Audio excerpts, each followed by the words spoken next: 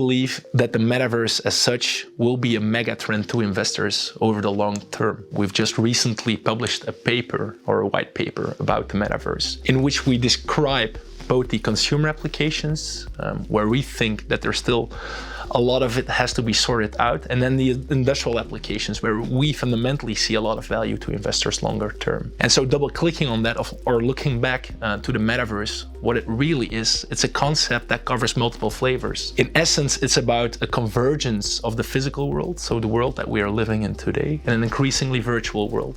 And more simply, it's about creating digital copies. And these copies could be of single objects, could be of entire environments, or experiences altogether.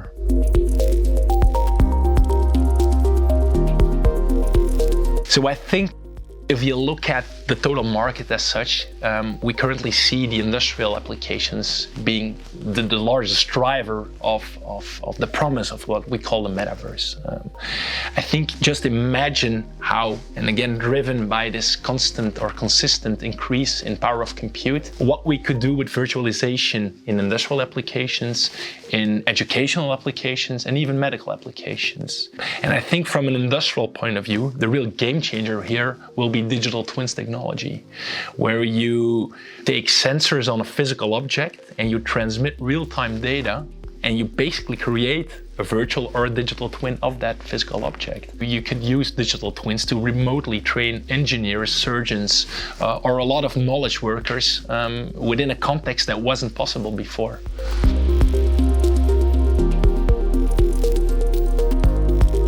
One area where we see a lot of progress in terms of digital twins is how automotive manufacturers used digital twin technology to replicate their manufacturing facilities, which often cost in the billions of dollars. And the way how they can virtualize their manufacturing setting kind of, let's say, can increase at the end of the line, can increase their time to market, because they can run multiple real-time scenarios from a virtual setting.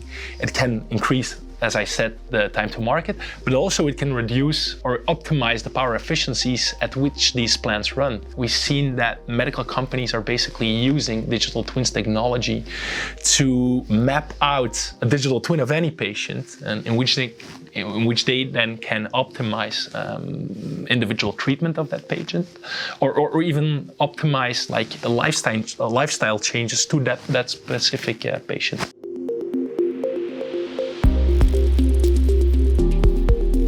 Well, let me first start with the industrial side, where we see the most promise.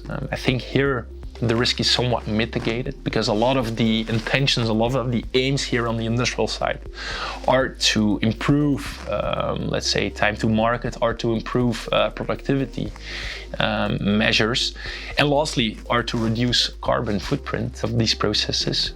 We think over time that digital twins technology could really be a game changer in reducing the overall industrial ecological footprint.